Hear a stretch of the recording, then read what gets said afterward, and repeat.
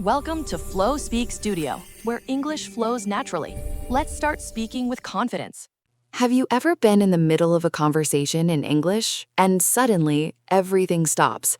Your mind goes quiet, your mouth doesn't move, and in that silence, a thought appears. Oh no, this is awkward. Yeah, that moment. That moment where time feels longer than it really is, where a 2-second pause feels like 10 minutes. And inside your head, you're already apologizing, judging yourself, and planning how to escape the conversation. Today, we're talking about something we almost never practice: silence, pauses, interruptions, not as mistakes, but as tools. Because here's the truth no one tells English learners.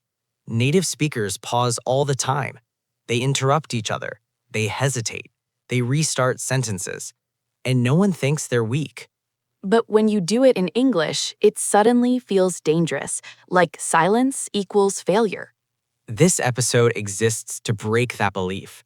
Because confidence isn't about speaking nonstop. Confidence is about knowing when to speak, when to pause, and when silence actually helps you. We'll talk about why pauses feel scarier in English, what silence really communicates, how interruptions actually work in real conversations, and how to stop apologizing for being human. And just like always, this isn't about sounding perfect. It's about sounding real. If you've ever felt pressure to fill every silence, this episode is for you. Let's start with the first big idea. Why silence feels so uncomfortable when English isn't your first language. Let me start with something very honest. The first time I noticed my fear of silence in English, I wasn't even speaking. I was listening. I was in a meeting, surrounded by people speaking fast, casually, confidently. They weren't rushing. They weren't nervous. They paused, and no one panicked. But when it was my turn to speak, I felt like silence was dangerous. I relate to that so much.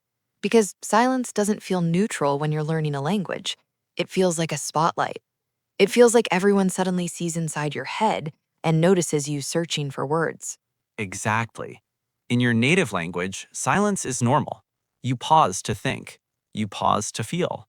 You pause because you're human. But in English, that same pause suddenly means something else in your mind. It becomes a story, a very dramatic one. This is awkward. They think I don't understand. They're waiting. I'm wasting their time. And the silence itself isn't the problem. The meaning we attach to it is. We've been trained, especially in language learning, to believe that fluency equals speed. Yes, fast answers, no pauses, no hesitation, as if real conversations were scripts. But real conversations are messy. People interrupt each other. They stop mid-sentence. They change direction. Silence lives inside communication, not outside of it. Let me share a small story. I once had a student who spoke beautifully in English when she was alone, but in conversations, she rushed every sentence. No pauses, no breathing. And one day, I asked her why. What did she say? She said, "If I stop talking, they'll think I don't know English." And that sentence, it stayed with me. That belief is everywhere. We think silence exposes our level. But silence doesn't say, I don't know English. Silence often says, I'm thinking. And thinking is not a weakness. In fact, many confident speakers use silence intentionally. They pause before answering. They slow the conversation down. They control the rhythm. But learners do the opposite. They speed up. They fill space with sorry, or worse, they apologize for existing. I'm sorry, sorry, sorry, even before anyone complains. Silence becomes something to escape from, and that's where panic appears. Because when panic enters, your brain stops accessing language. Which is ironic, right? The more you fear silence, the more silence you create, because stress blocks your words. So now, silence feels like proof of failure, a vicious cycle. Let's pause here, literally. If you're listening right now, notice how silence feels in your body. Does it make you tense? Do you feel the urge to fill it? That reaction isn't about English, it's about vulnerability. Speaking another language puts us in a childlike position again. We're competent adults, but we sound unsure. And silence makes that vulnerability visible. But here's the reframe. Silence isn't the enemy. Lack of control over silence is. And control doesn't mean avoiding it. It means understanding it. In the next block, we're going to talk about interruptions, because interruptions are another thing learners fear but misunderstand completely. And once you understand how interruptions really work, silence will start feeling less threatening. Take a breath. You're allowed to pause. Let's talk about interruptions, because this is one of the biggest misunderstandings English learners have. And honestly, it causes so much unnecessary anxiety. Yeah, when you're learning English, interruptions feel personal. They feel like rejection. Someone cuts in and your brain immediately goes, "Oh, I said something wrong." Or worse, they don't respect me. They're impatient. They don't want to hear what I have to say. But most of the time, that's not what's happening at all. Not even close. In many English-speaking cultures, interruptions are part of connection, not disrespect. That idea is shocking for a lot of learners. Because in other cultures, interrupting is rude. You wait, you listen quietly, you don't overlap. Exactly. But in English conversations, especially casual ones, overlapping speech is normal. People jump in to agree, to react, to show excitement. Let me share a real moment. I was telling a story at work, in English, and halfway through, someone interrupted me. My chest tightened instantly. I stopped talking. What did they say? They said, "Oh my God, that happened to me too." And suddenly, I realized they weren't stopping me. They were joining me. That's such an important distinction. Interruptions aren't always about taking space. Sometimes they're about sharing space. But when you're insecure in English, you interpret every interruption as failure. Because your brain is already on defense. You're monitoring grammar, pronunciation, vocabulary. So when someone interrupts, it feels like confirmation that you're doing something wrong. And here's the dangerous part. When learners get interrupted once, they often shrink. Yes, they speak less, they shorten sentences, they avoid finishing thoughts. Which actually makes conversations harder because now your message is incomplete. Let's slow this down. There are different types of interruptions, and not all of them mean the same thing. Right, some interruptions are supportive. Like, "Yeah, exactly. Right. Oh, I know." Those are signs of engagement. The person is listening actively. Then there are clarifying interruptions. "Wait, do you mean, sorry, when did that happen?" Those are actually very positive. It means they care enough to understand. And yes, sometimes there are dismissive interruptions, but those happen in every language to native speakers too. Exactly. That's not an English problem. That's a human problem. The issue is that learners blame themselves automatically, instead of reading the full context. Here's something I tell my students. If someone interrupts you in English, pause, don't disappear. That pause is powerful. Instead of stopping completely, you can calmly continue after they finish. You don't need to rush. You don't need to apologize. Just continue. And that's how confidence shows up, not in perfect sentences, but in presence. Let me give another example. I had a student who always stopped talking when interrupted. One day, we practiced this. Someone interrupts you, you breathe, you continue. How did that go? At first, she felt uncomfortable, but then she realized something surprising. People listened more when she finished her thoughts. Because finishing a thought signals authority, even if your English isn't perfect. Exactly. Interruptions don't mean you're wrong. They mean the conversation is alive.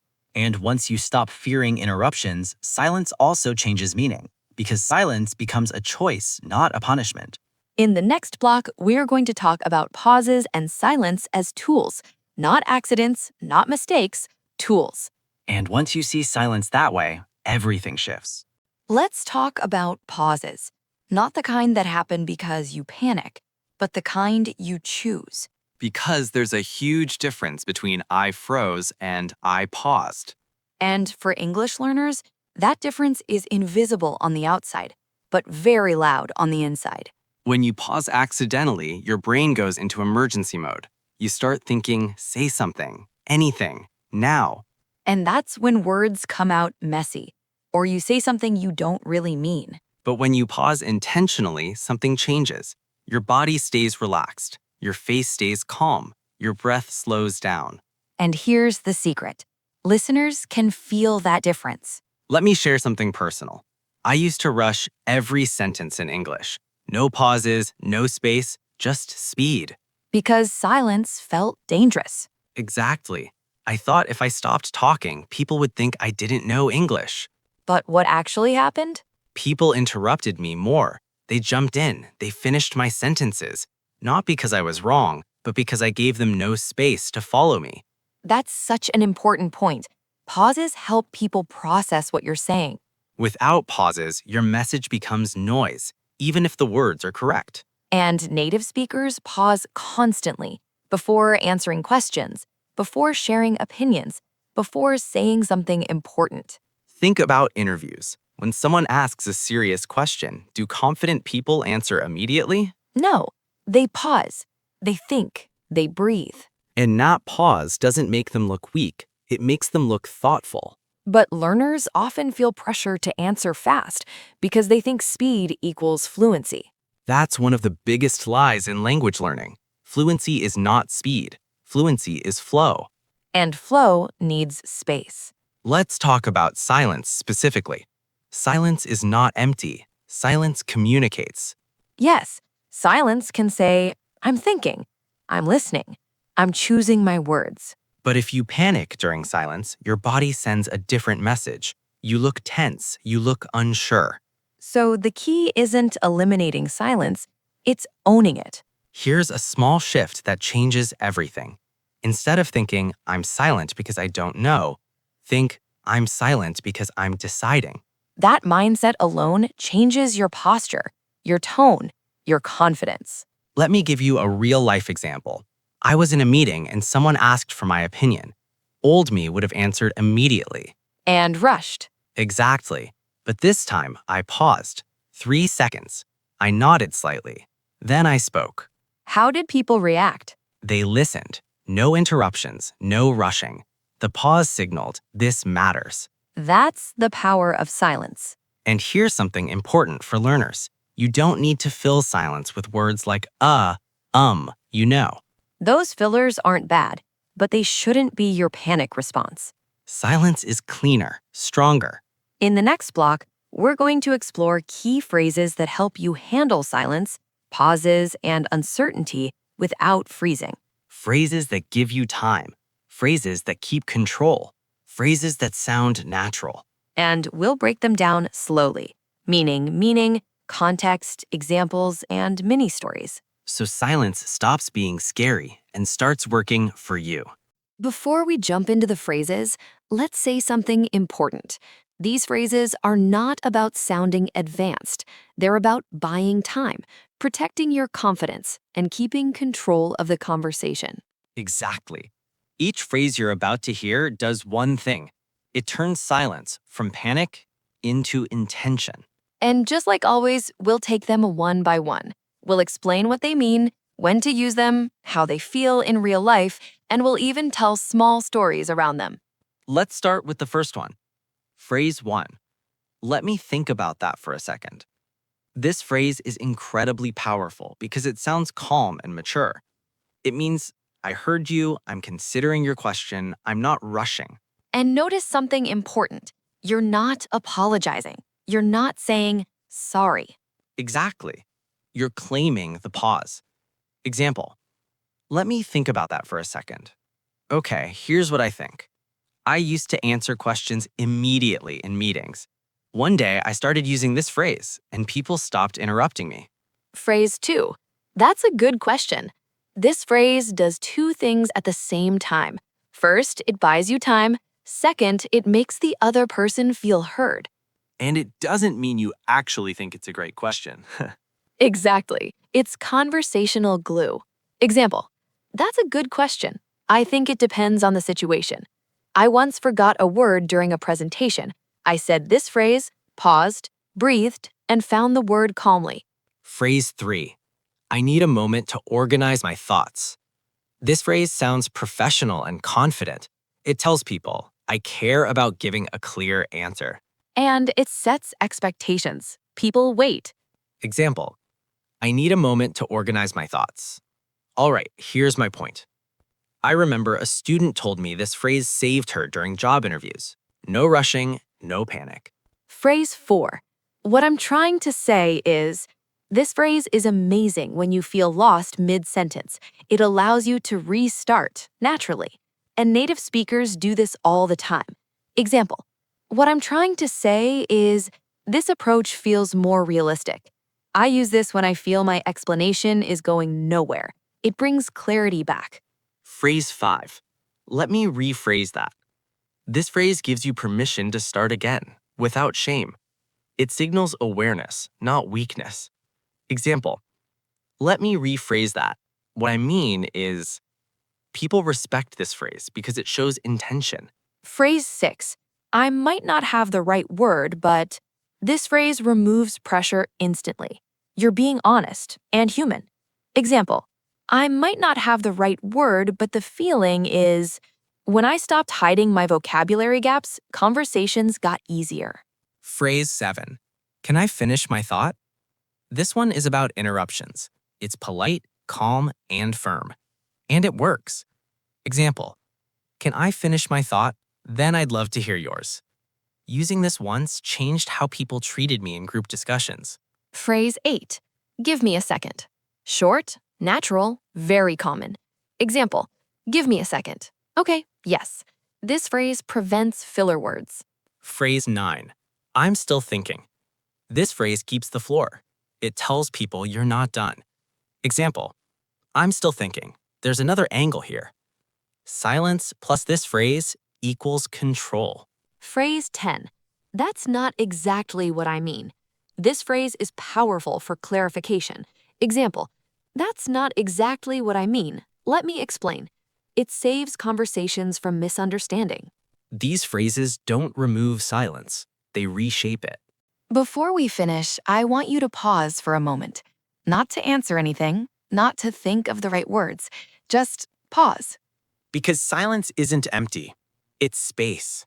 And space is where confidence lives. If you've ever felt nervous because you didn't answer immediately, because you paused too long, because your mind went quiet, you didn't fail. You were human. And native speakers experience the same thing. They hesitate, they restart, they lose words. The difference is not ability, it's interpretation. They don't label silence as danger. They let it exist. And you can too. Silence doesn't mean you're losing the conversation.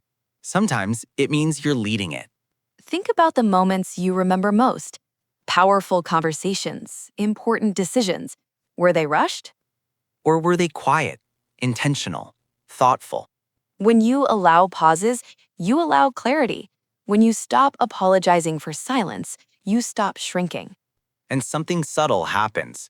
People listen more. They wait. They respect your space. So the next time English feels heavy, don't fight the pause. Don't panic in the silence. Breathe. Stand still in it. Let silence work with you. Confidence is not about speaking more. It's about knowing you don't have to.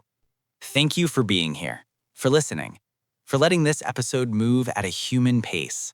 If this conversation felt familiar, if it sounded like something you've lived, you're exactly where you need to be. We'll see you in the next episode. Until then, speak without fear. Thanks for watching. Don't forget to subscribe, like, share, and comment down below.